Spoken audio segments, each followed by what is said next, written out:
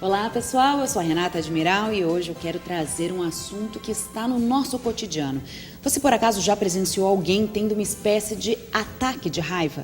Olha, algumas pessoas não conseguem controlar episódios assim que acontecem, talvez até com uma frequência considerável. Então, no programa de hoje eu vou desvendar o transtorno explosivo intermitente, com a ajuda da psicóloga Vânia Calazans, que é especialista em terapia cognitivo-comportamental pelo IPQ-HC e autora do livro Mente Impulsiva, Comportamento Explosivo. Seja muito bem-vinda, Vânia, tudo bem contigo? Tudo bom, Renata, obrigada pelo convite. Olha, você veio aqui, vai tirar todas as nossas dúvidas a respeito deste assunto, mas antes eu queria conhecer um pouco mais de você, Vânia. Queria entender quando que você se viu psicóloga, quando você teve essa vontade, porque eu acho que é uma das profissões mais belas que tem, né, que é o cuidar do outro. Então, como que você se achou dentro desse meio? Então, Renata, eu já me fiz essa pergunta algumas vezes. Eu acho que, de uma certa forma, eu me vejo psicóloga desde sempre, porque eu me lembro que muitas vezes eu ficava conversando com a minha mãe e ela ficava lá me contando os problemas dela e falando, e eu ali escutando. Então eu acho que eu comecei nesse lugar de alguém que escuta, que dá acolhimento, que dá continência, porque ser psicólogo é um pouco isso, né? Uhum. Você empatizar com o problema do outro, ter escuta, né? E se interessar. Eu sempre gostei muito de ouvir as pessoas falando. Uhum. Então, acho que eu comecei, assim, esse meu exercício, eu devia ter uns 12, 13 anos. E aí, assim, foi uma coisa que foi me acompanhando. E quando cheguei na época do vestibular, eu não tive dúvidas. Foi uma coisa, assim, muito interessante. Eu não me questionei. Uhum. Eu sabia que eu queria fazer psicologia. E sempre soube que era clínica. Assim, a minha vontade sempre foi de conhecer a mente humana, de entender como as pessoas lidam com os problemas e de poder ajudar de alguma forma, né? Aí de uma maneira mais técnica. Então também por isso que você foi por essa área cognitivo-comportamental, né? Olha, na realidade, assim, quando eu comecei, às vezes as pessoas me perguntam, né? Porque psicologia tem uma coisa, a gente tem o que a gente chama de abordagens. Existem duas grandes linhas na psicologia e delas derivam todas as outras, né? Então, a psicanálise de um lado e as terapias comportamentais de outro. Uhum. Lá atrás, quando eu me formei, né, que lá se vão 30 e poucos anos, melhor nem falar muito nisso. Você está falando disso. Essas duas abordagens, elas não se conversavam. Hoje a gente consegue fazer essa interface. Então, assim, no início da minha carreira, eu comecei com a psicanálise. Uhum. Depois eu fui trilhando um caminho mais da área da saúde. Então, eu fiz especialização em psicossomática, depois eu fiz especialização em psico-oncologia. E depois eu fui para a terapia cognitivo-comportamental, porque eu precisava de uma técnica que me ajudasse a trabalhar com sintoma. Uhum. E a terapia cognitiva, ela te permite atuar mais concretamente com o paciente, né? Sim. Então, ela dá muitas ferramentas para isso. Então, vamos falar um pouquinho deste transtorno, transtorno explosivo intermitente, o TEI. Me conta um pouquinho dele, por que ele não é tão falado quanto outros transtornos, né? Que você pensa em transtorno, na sua mente já vem toque, TDAH, né? A questão da hiperatividade. Transtorno bipolar. O bipolar, exatamente, né? Numa briga adora chamar outra, você é bipolar, a gente sempre lembra dessas coisas. E o transtorno explosivo intermitente, conta um pouquinho dele. Olha, o transtorno explosivo intermitente, ele não é um transtorno novo, tá? Uhum. Muitas vezes as pessoas acham que é uma novidade. Agora, até porque, assim, ainda, por incrível que pareça, ainda existe muito preconceito em relação às questões, às doenças psíquicas, uhum. né? Então, muitas vezes as pessoas acham que a gente está falando de mais uma novidade ou rotulando mais um comportamento. Não. Os primeiros relatos, os primeiros estudos datam do final do século XIX, quando a gente começa a ouvir a falar alguma coisa de agressividade impulsiva. Uhum.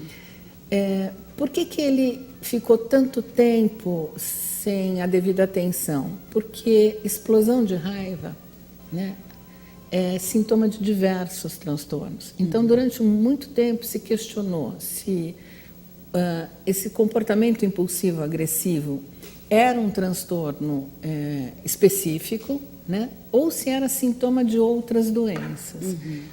Nos Estados Unidos, esses estudos começaram a partir da década de 70.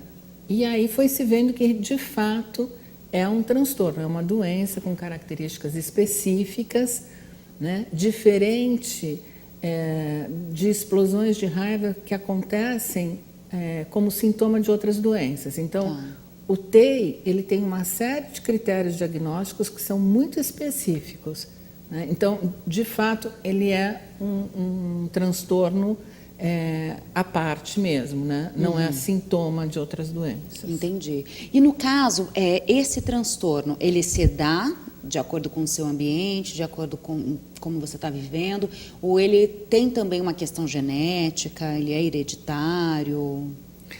Então, como o TEI ele é pouco estudado, né? No Brasil a gente tem aí mais ou menos 10 anos de estudos a respeito. Nos Estados Unidos, como eu te falei, a partir da década de 70. Considerando isso como estudo, como pesquisa, as pesquisas ainda são muito recentes. Então, existem algumas possibilidades. Então, se fala, por exemplo, que, em termos genéticos, que talvez essas pessoas tenham uma produção menor de serotonina, que é um hormônio que equilibra o humor, né? Que é responsável pelo bem-estar, pela sensação de prazer. Sim. E tal. Então, essas pessoas teriam uma baixa produção de serotonina, por isso, um aumento da irritação e da agressividade. Mas o que fica muito claro é que, basicamente, esse é um transtorno transgeracional, que a gente fala, né? Ele não é hereditário, ele é um transtorno aprendido. Então, as crianças aprendem por modelação com a família. Entendi. Então, quando a gente vai fazer uma avaliação de uma pessoa que, teoricamente, possa ter o transtorno, você vai fazer essa pesquisa da vida da pessoa e, normalmente, você encontra no histórico familiar pessoas que já apresentam aquele tipo de comportamento. Então, a gente vê... E aí Freud explica, né? E aí a psicanálise explica.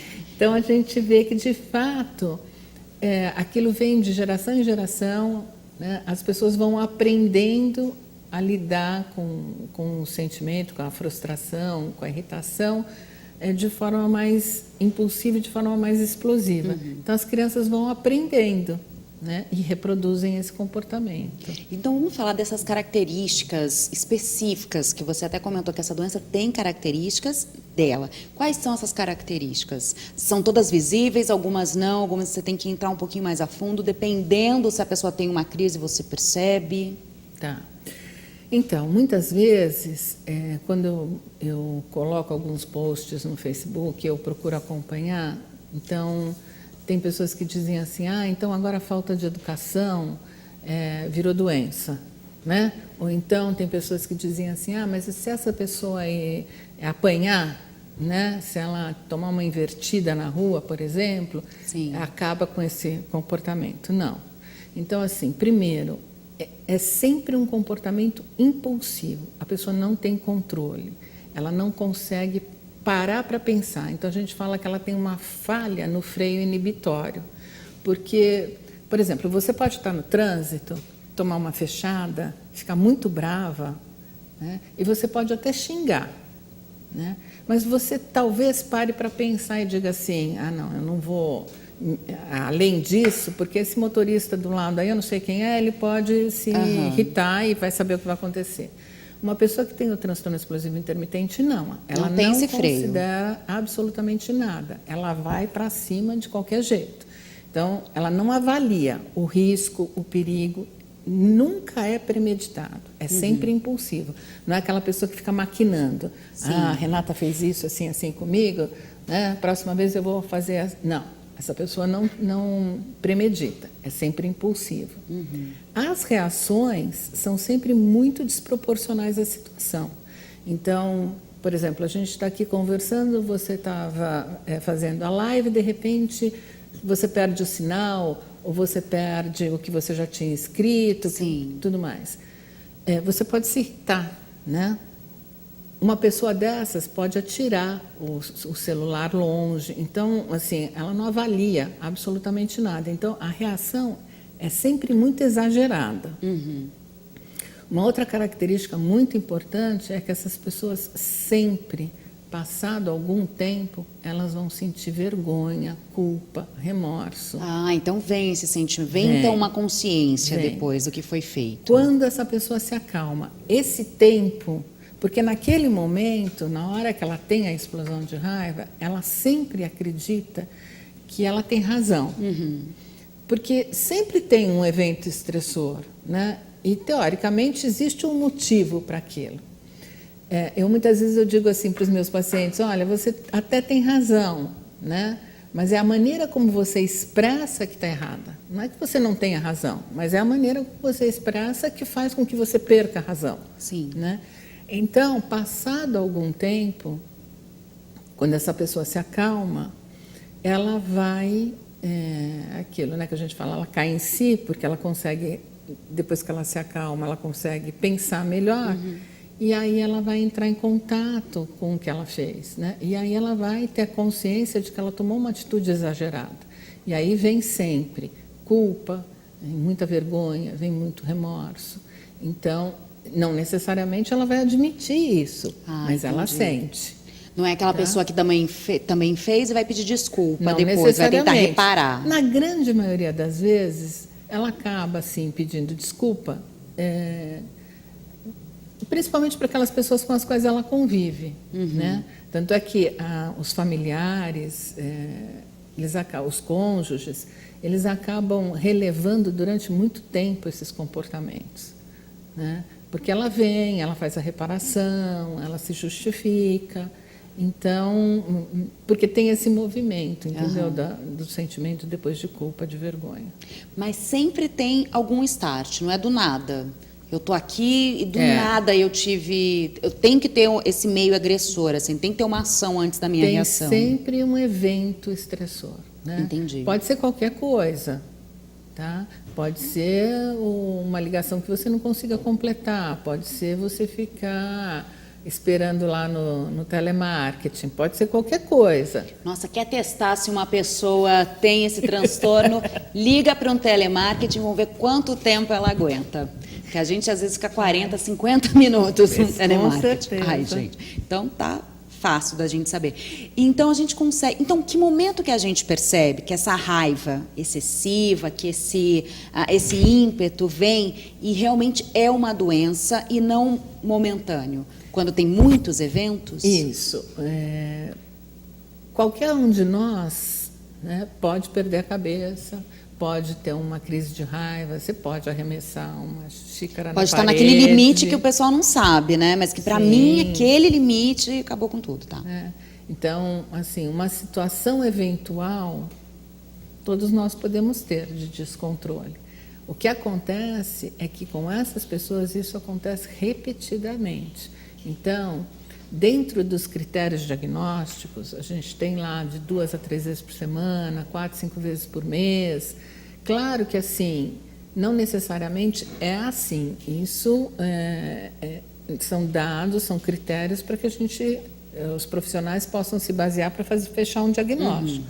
Mas você pode ter uma pessoa que ela passa dias, né, mais irritada e ela tem essas explosões de raiva de forma frequente, de repente ela passa aí alguns dias, né, um mês, por exemplo, sem manifestar nenhum comportamento agressivo, mas o que caracteriza, né, o comportamento explosivo como inadequado mesmo, como uma doença, é o número de vezes que essa pessoa apresenta. Isso é recorrente. E essa pessoa pode chegar num extremo de representar realmente um perigo para outra pessoa, de chegar a atirar, de matar, de tirar a vida de alguém, pode, machucar. Porque é impulsivo, né?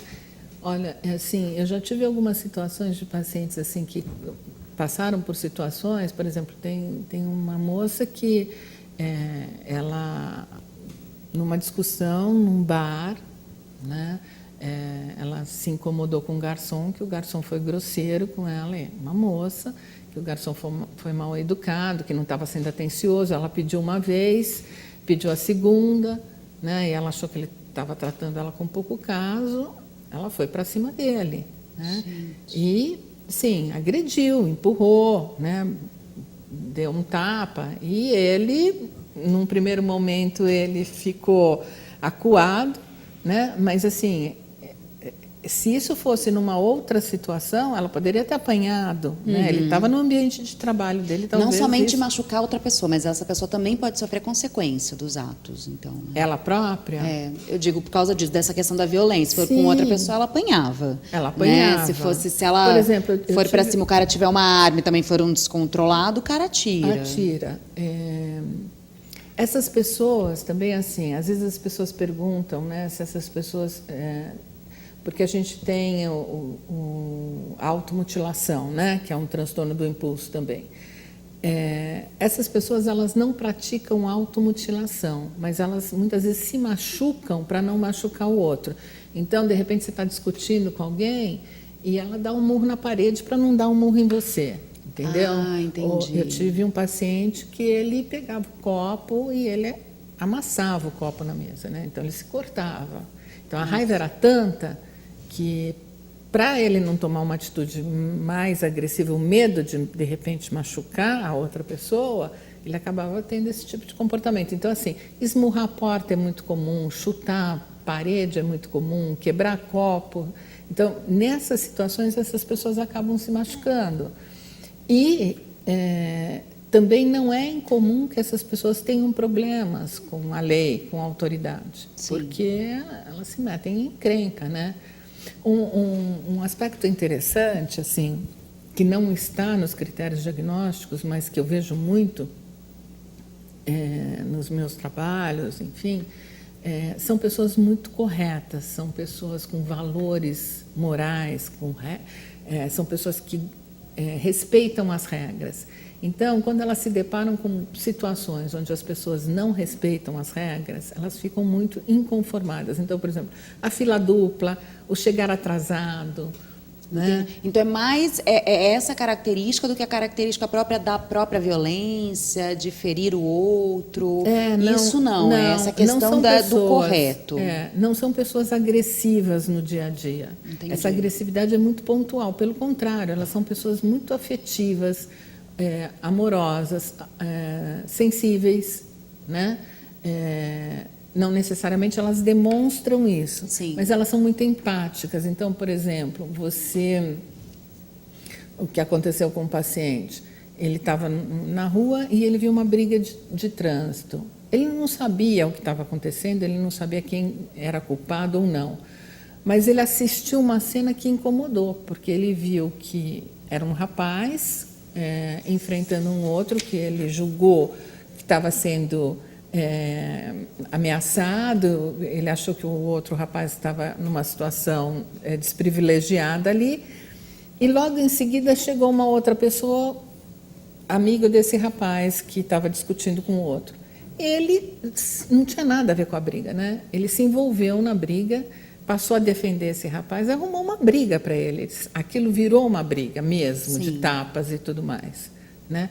Porque ele supôs que aquela pessoa estava sofrendo uma injustiça. Ali. Então, ele foi para cima, percebe? Gente, é muito interessante. Eu não tinha a ideia da dimensão desse transtorno. A gente vai continuar conversando aí no próximo bloco. Quero falar também do seu livro, mostrar aí para todo mundo.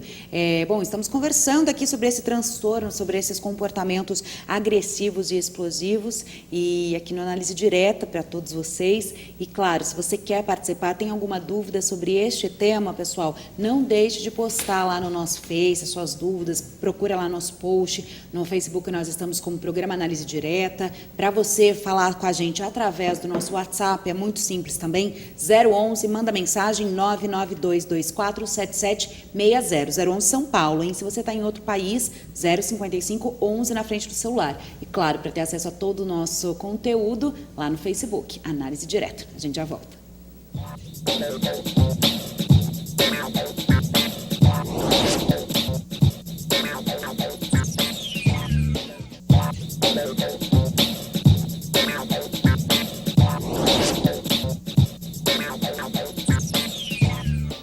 Olá pessoal, já estamos de volta aqui com o programa Análise Direta para todo o Brasil e para mais 55 países.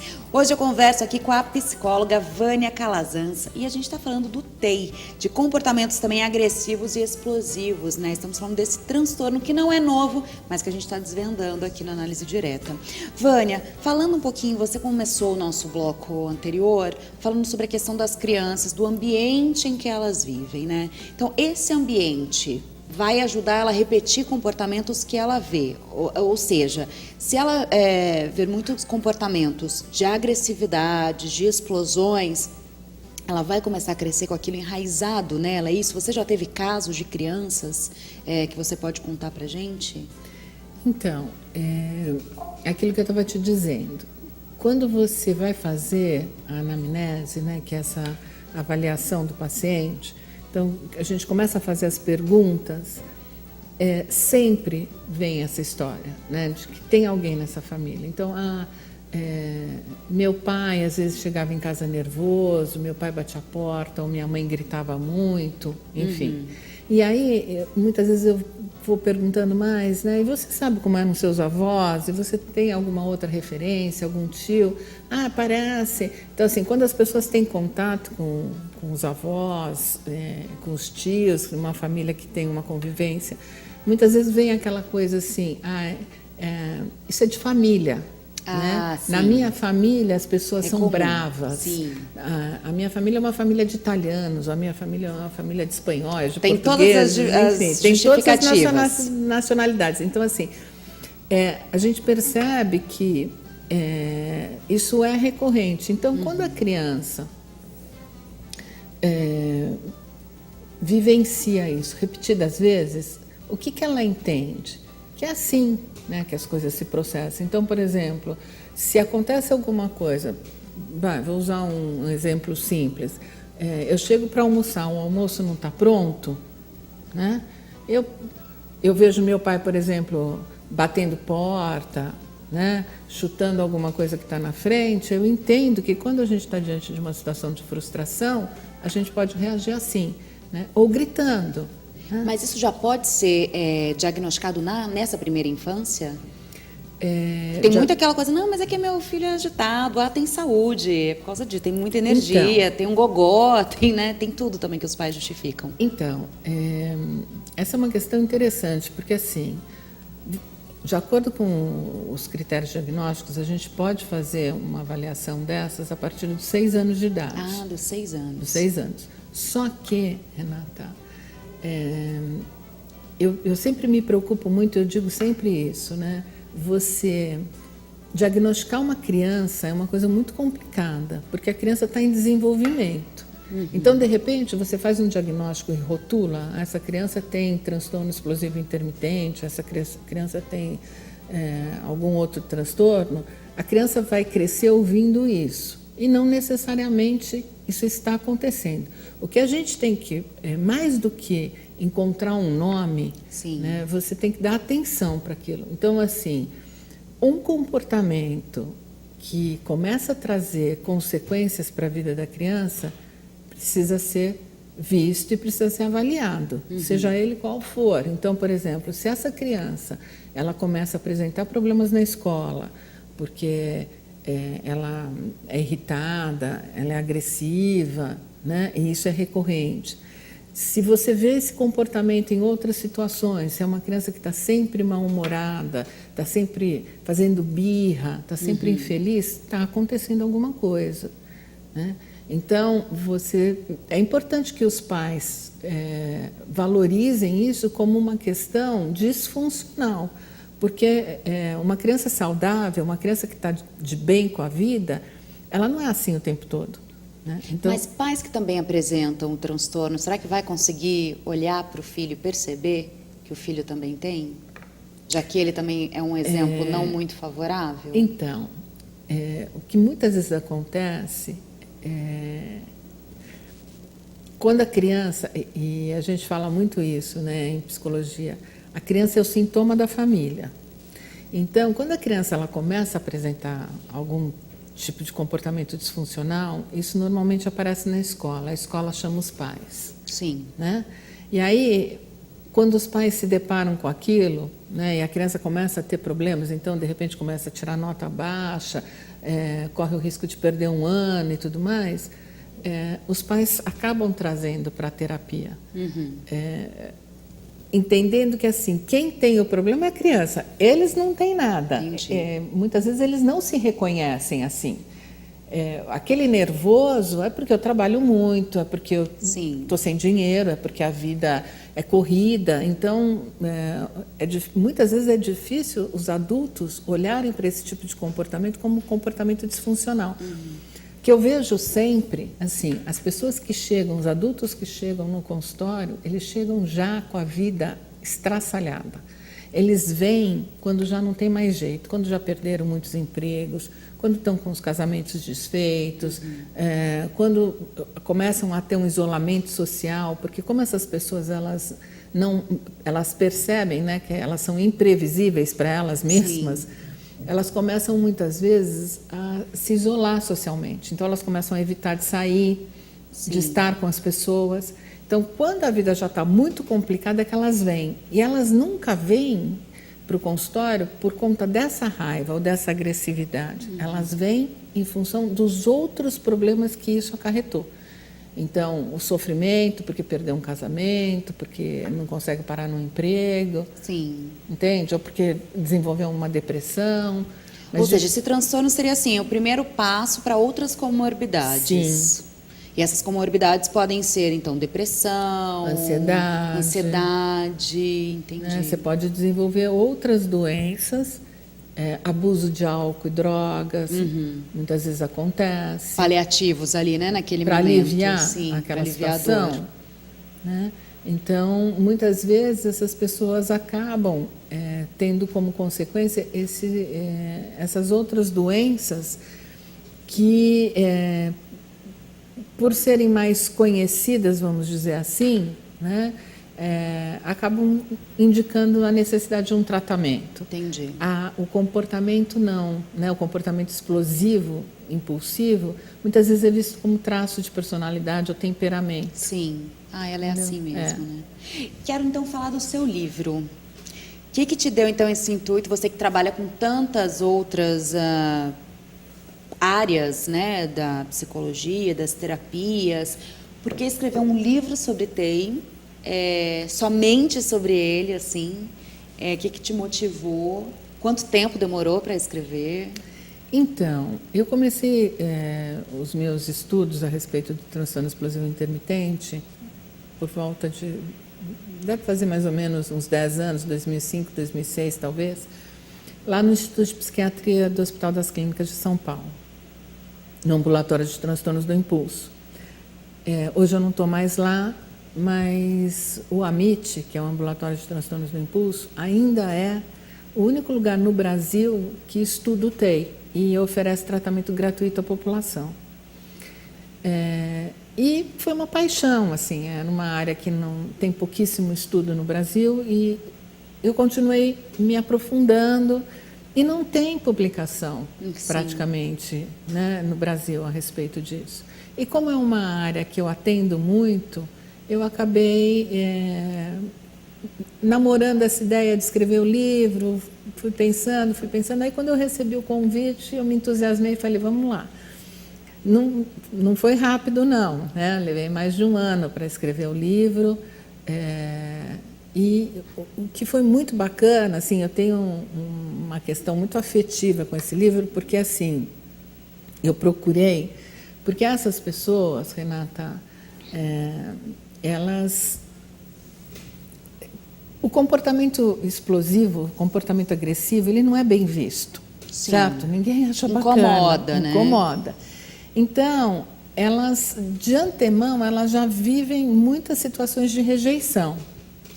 Então, uma das coisas que eu procurei passar no livro é a ideia de que, assim, apesar de ser uma pessoa agressiva, é um ser humano que é sensível, que tem lá, na realidade, assim, tem uma dificuldade de expressar as emoções. Né? Então, muitas vezes são pessoas que vão guardando, e aquilo vai acumulando e elas não sabem, elas não aprenderam na família uma outra maneira de expressar a emoção. Por isso que a gente fala muito assim, que o ideal seria que as escolas começassem a fazer um trabalho com as crianças pequenas, que os pais, quando percebem que existe uma dificuldade na comunicação, que passassem a olhar para isso, porque a criança precisa aprender a nomear o sentimento, ela precisa aprender a identificar o que ela sente para ela poder externalizar. Sim. Né? Então, outro dia um garotinho estava dizendo que ele passou por uma situação na escola, o short estava pequeno, né? Ficou aparecendo bumbum. E as crianças, porque as crianças são cruéis, né? Natural da infância. Elas são assim? É que eu sou baixinha, então o que eu sofri, gente? Faz parte do desenvolvimento infantil.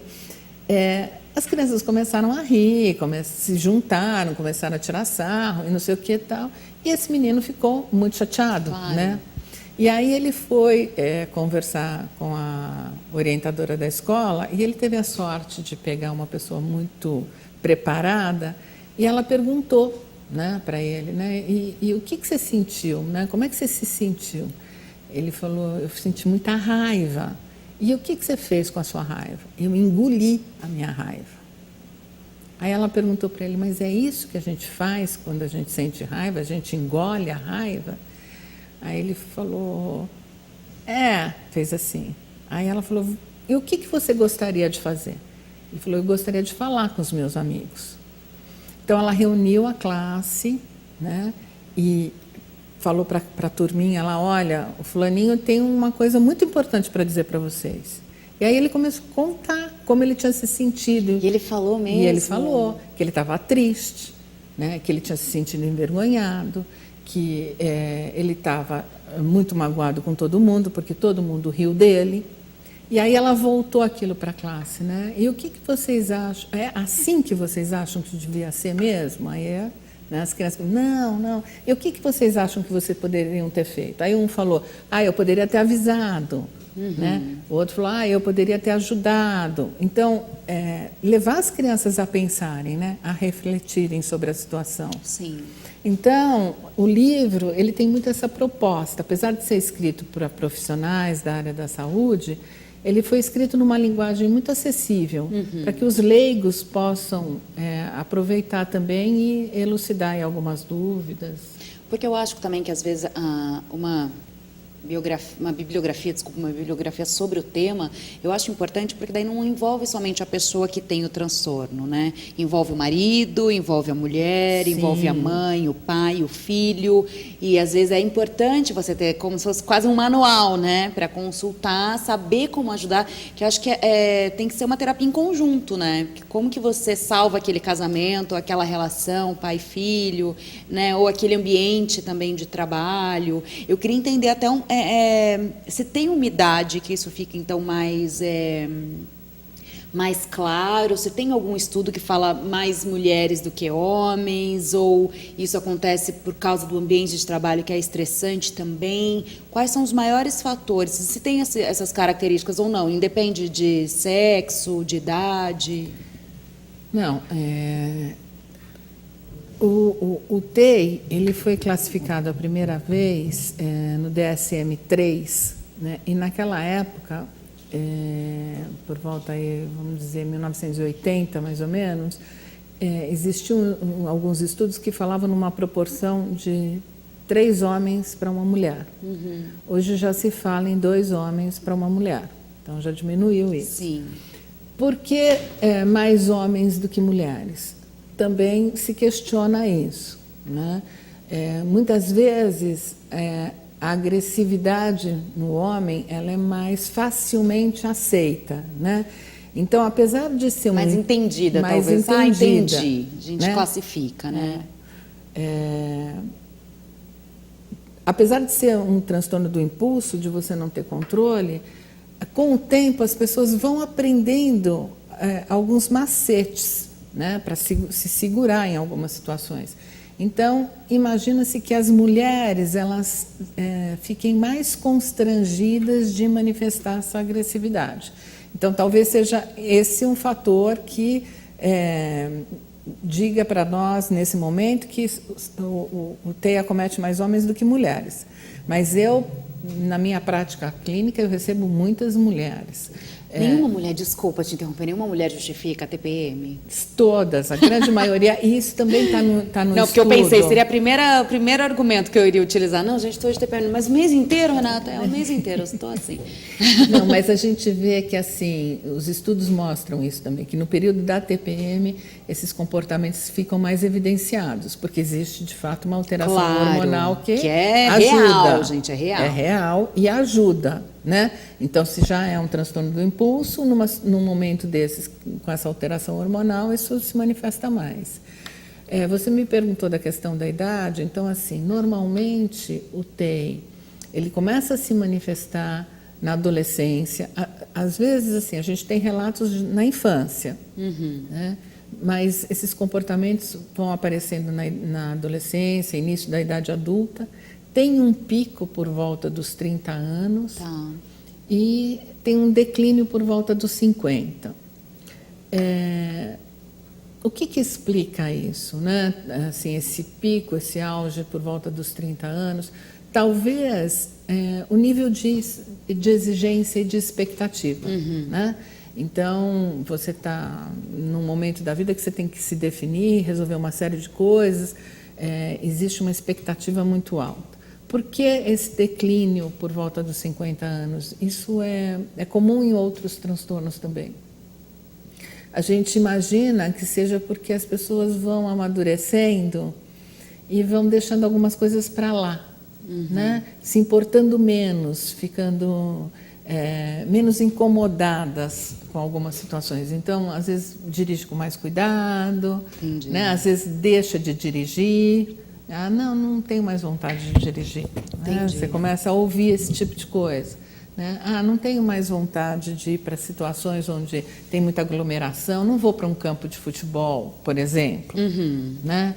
Então, talvez a maturidade traga um pouco mais esse equilíbrio, né? E ajude um pouco. Tá certo. Eu vou encerrar esse segundo bloco, mas eu já vou deixar uma pergunta para o nosso próximo. Você falou dessa questão da maturidade, sabe que a sensação que me deu? Que essa pessoa daí já está também muito frustrada, já está tão chateada, já foi rechaçada por tantas pessoas, né, por causa do comportamento. Depois você me disse, isso também tem aí um fundamento. Daqui a pouco a gente volta, então, aqui com a Vânia Calazans, que é psicóloga, falando sobre o TEI, que é o nosso transtorno. Nosso não, né? Espero que não seja o nosso, gente. Mas o que nós estamos tratando aqui no programa, o transtorno explosivo intermitente. Até já.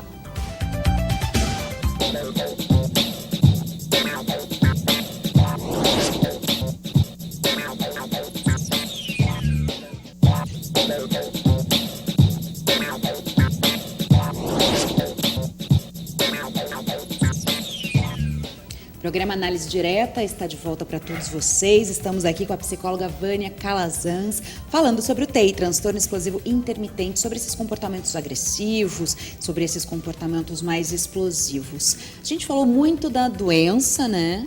Mas não falamos, e aí, tratamentos, como que a pessoa pode conseguir ajuda?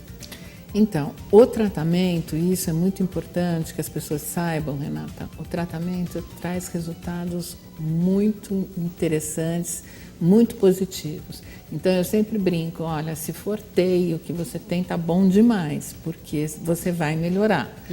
Porque a psicoterapia, ela tem como objetivo oferecer... Primeiro que o paciente precisa entender o que ele tem, que é um pouco que você estava falando das pessoas lerem, e, enfim, né? Então, na psicoterapia, a gente faz a psicoeducação, que a gente chama, né? Quer dizer, ensinar o paciente sobre o que ele tem. E depois a gente vai partir para algumas técnicas, algumas estratégias bem concretas para ajudar esse paciente a lidar com essas situações. Então, a terapia ela traz mesmo resultados bastante efetivos. Algumas pessoas podem precisar de medicação que vai ajudar mais no sentido de gerenciar um pouquinho melhor essa impulsividade ou tratar as questões comórbidas como ansiedade e depressão. Então, não são todas as pessoas que precisam se utilizar de medicação, mas em algumas situações a medicação pode ser interessante também, né? Pode ser um aliado. Até para aliar os outros males, né? Até para englobar os outros males. E esse tratamento tem uma... por exemplo, quando eu já conversei aqui com bastante psicólogos e eles falaram assim, por exemplo, se você tem depressão uma vez e você trata, você tem, sei lá, 50% de ter a segunda vez. Se você tem a segunda vez, você tem 70% de ter a terceira vez. Você tem a terceira e 90% de chance que ela vai voltar. Como que funciona isso no caso do TEI? Então, a gente não pode ainda falar em cura, né? Mas nós falamos em gerenciamento. No TEI, o que acontece é um pouco diferente, né? Porque, por exemplo, no caso da depressão, você tem uma alteração química, né? no estado de humor. No TEI não acontece isso. Como basicamente é uma questão mesmo de comportamento, à medida que a pessoa vai se tornando mais consciente e ela aprende a lidar, ela vai gerenciar isso para o resto da vida. Então, se eventualmente ela tiver situações onde ela se perceba um pouco mais irritada, mais nervosa e tudo mais, ela vai ter estratégias para controlar isso, para gerenciar. Eu sempre digo que assim, né? É treino e escolha. Você precisa escolher se tratar, você precisa escolher mudar. O que eu vejo que é muito interessante, assim, que quando as pessoas elas entendem o que elas têm, quando elas ficam sabendo que aquele comportamento não é uma característica, não é um traço de personalidade, que elas não nasceram com defeito de fabricação, que aquilo tem tratamento, que tem solução, isso por si só já é terapêutico. As pessoas já começam a relatar uma melhora. Então, muitas vezes, quando as pessoas chegam no consultório, elas chegam com uma expectativa positiva, com uma esperança, animadas de fazer o tratamento. Porque daí ela consegue controlar, que daí aquele impulso? Consegue, nem que seja um pouquinho... Não, peraí, deixa eu entender. Não, depois que você começa o tratamento, sim, com certeza. Essas situações vão diminuindo significativamente. Sim, eu tenho pacientes que eu acompanho, hoje com as redes sociais, né, a gente tem acesso, tem contato. Eu tenho pacientes que têm vida normal, assim, não tem mais. Inclusive, no livro tem um relato de alguns que é muito interessante, né? E, sim, a vida que segue. Hoje eles estão com a vida super tranquila, sem esses comportamentos. Todo mundo sempre tem que lidar com alguma coisa. Eu tenho que lidar porque eu sou muito ansiosa, eu tenho que lidar porque eu não durmo direito, eu tenho que lidar porque eu sou então impulsiva. Ou seja, são características também e algumas disfunções, talvez, que você vai levando. Eu tenho que também pensar quando eu estou de TPM, eu tenho que pensar, nossa, por que eu tratei aquela pessoa mal? Não, peraí, gente, desculpa, e daí me recolher também. Eu tenho que entender o que está acontecendo também. A única dúvida que eu fiquei é que você disse que pode ser, né, a falta da sertralina, não, da serotonina, desculpa, da serotonina. Daí, nesse caso, precisa haver uma reposição? Como que você consegue diagnosticar se realmente precisa desse remédio ou não? Quando o paciente ele apresenta muita dificuldade, muitas vezes, porque assim, a gente não tem exames laboratoriais, não existe nenhum exame de imagem ou de laboratório que defina isso para a gente, tá?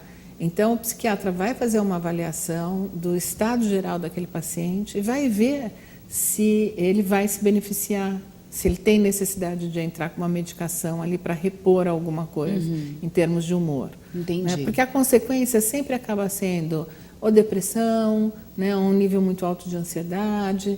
Então, é mais tratando essas doenças comórbidas que você vai melhorar, por consequência, a questão da impulsividade. E a pergunta que eu fiz no bloco anterior, quando a gente veio para o intervalo, falando sobre essa questão de quando cai, né, essa questão, essa frequência desses eventos. Pode ser também, você justificou, claro, maturidade, é óbvio, a gente aprende com a vida e vai tendo atitudes diferentes. Mas também pode ser uma frustração muito grande, porque já acabaram várias relações, já se afastou de todo mundo, já está numa depressão maior, ou não? Você está dizendo o fato de diminuir? De diminuir, porque essa pessoa já se afastou, já está tão cansada. Porque até quando você fala, daí, não dirijo mais, perdi a vontade, não vou mais para tal lugar porque eu perdi a vontade. Será que também isso também não é aquela retração? Ser, né? Pode ser que sim, né? Porque muitas vezes as pessoas algumas delas vão se afastando da vida, né? Em função mesmo de muitas situações frustrantes, de perdas no trabalho, até assim, eu tenho jovens, né, que abandonam faculdade.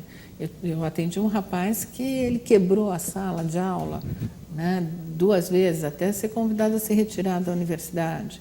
Né? Nossa, Então, ainda assim, teve que ter 2 episódios para ele ser... porque a primeira vez ainda foi negociado, ele foi suspenso. Né? Entendi. Na segunda não teve Já não teve acordo. conversa. Né? Então, é complicado, assim, né? As pessoas vão se frustrando muito. Demora para entender, para a gente começar finalizando aqui, demora para entender que não é o outro que tem que sempre aguentar, já que eu tenho, digamos, uma muleta, assim, eu tenho um problema, então você vai ter que aguentar, eu sou assim mesmo, estou em tratamento, tem um pouco disso, tem alguma resistência? Porque o outro tem um limite, é o que você falou, tem casais que daí não suportam mais, desculpam na primeira, na segunda, na terceira. E quando a doença vira uma justificativa para tudo? Na grande maioria dos casos, é o que eu te falei, é difícil essas pessoas reconhecerem que elas têm um problema. Elas acabam reconhecendo por conta das consequências. Entendi. Então, à medida que elas vão tendo muitas situações de prejuízo, então, é um namoro que acabou, outro namoro que acabou, um casamento que não deu certo, um emprego que ele perdeu, outro emprego, os amigos que se afastaram. Então, assim, esse acúmulo de situações de fracasso que vai fazendo com que a pessoa comece a pensar talvez exista alguma coisa de errado com ela. Talvez ainda, mas né? num primeiro momento, durante muitos anos, ela sempre se sente provocada. Ela sempre se sente justificada. Ela não tomou aquela atitude. Muitas vezes eu escuto assim, poxa, mas a fulana sabe que eu sou nervoso, por que ela vem falar sobre isso? Né? O meu amigo sabe que eu sou desse jeito, por que vem me incomodar? Entende? Então, assim, essa percepção é difícil, é muito pela consequência mesmo. Entendi. Que acaba... Eu queria perguntar mais uma coisa. Eu queria saber o seguinte, dá algumas dicas, assim, pra gente, pra pessoa se comprar... Gente, tô super já me colocando no meio disso. Não, para as pessoas que têm essa questão, se conta até 10, se respira azul e solta vermelho, a gente já ouve tanta coisa, né? Se então, respira essa fundo, faz questão, exercício. Olha... se eu tivesse tempo aqui, né, eu me aprofundaria mais nisso. Mas, assim, essa questão da respiração, ela de fato ela é importante. O que as pessoas precisam entender é que, assim, quando você faz a respiração, quando você está nervosa, quando você está alterada, a tua frequência cardíaca está lá em cima, a tua frequência respiratória está lá em cima, então você tem uma série de sintomas por conta disso, tremor, aumento da sudorese, etc. e tal. Nesse momento, você está nervosa porque você está com toda essa alteração fisiológica. Quando você faz a respiração profunda, que é a respiração diafragmática, que a gente vai puxar aqui de baixo, né? Então, assim, teoricamente seria assim, puxa comprido, né? Bem devagar, bem fundo, segura um pouquinho a respiração e expira pela boca soprando. Né? Por que você segura? Para dar um ritmo para a respiração. Porque na hora que você está nervosa, mesmo que você não perceba, você está com essa respiração acelerada. E é isso que te deixa ainda mais nervosa, uma coisa vai levando a outra. Sim. Quando você faz a respiração lenta, a respiração diafragmática, você se tranquiliza, diminui a frequência cardíaca, diminui a frequência respiratória e o teu organismo entra em estado de relaxamento. Quando a gente relaxa, a gente consegue organizar o pensamento. Quando você está nervosa e alguém vem falar com você, isso é uma coisa importante para quem convive com uma pessoa que tem o TEI, esquece, não vai falar com essa pessoa, não vai querer discutir ou conversar. Ela está fechada. Ou ela vai te atacar ou ela vai se defender. Ela não está aberta para negociar. Entendi. Você só reflete quando você está calma. Aí você pondera. Você vai falar, poxa, não era para tudo isso. Então, é importante que as pessoas saibam o porquê da respiração. Não adianta falar assim, né? Os ditados populares são muito interessantes, mas as pessoas fazem sem saber. Sim. Né? Conta até 10, respira. Né? Mas você precisa entender por quê. Se você respira e se tranquiliza, você organiza o pensamento. E não é às vezes com uma ou duas respirações, Não, tem que você ficar ali tem um que ficar tempo, um né? tempinho lá, umas 5, 6, 8, 10. Se você tiver Até, tempo, né, fica se ali acalmar. até você sentir que você está mais calma. E acalma mesmo, isso é fisiológico. Aí você organiza o pensamento, então você vai ter mais chances de avaliar a situação e dizer assim, não vou, né, dar tanta importância assim para isso. Vânia, eu amei o nosso papo. Achei Ai, que você muito tinha obrigada, eu muito mais também. para falar aqui com a gente. Eu saio daqui ainda com muitas dúvidas e questões, e não só do TEI, mas também de outros transtornos. Então já fica o convite para você voltar. Eu sou dessa, gente. Eu gosto de todo mundo, peço para voltar mesmo quando o assunto é interessante. Bom, Me conta feliz. então um pouco aonde que eu acho seu livro, seus contatos. Passa aí pra gente, se a gente quiser interagir e entrar um pouco mais nesse mundo. Olha, se as pessoas quiserem entrar em contato comigo, pelo meu site, né, vaniacalazans.com. O meu e-mail também é vaniacalazans@uol.com.br. O livro está à venda no site, tá? Então é só as pessoas acessarem o site que encontram o livro.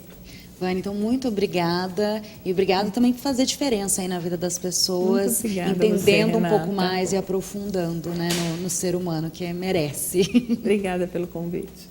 Pessoal, é isso. Olha só, hoje a gente conversou com a Vânia Calazans, psicóloga, falamos sobre o TEI, transtorno explosivo intermitente, então desse comportamento, né, agressivo e também explosivo. Para você que gostou, quer a Vânia mais aí com a gente, já pode postar aí no nosso Facebook, pode mandar sua mensagem no WhatsApp e, claro, não somente falando da Vânia deste programa, como também dos demais. Então, para você ter acesso a todo o nosso conteúdo, tá tudo lá no canal do YouTube, no programa Análise Direta, na nossa fanpage, curta, compartilhe também essas informações, que é sempre muito bacana a gente aprender sobre diversos assuntos, principalmente se você conhece alguém que possa ter interesse neste assunto, né?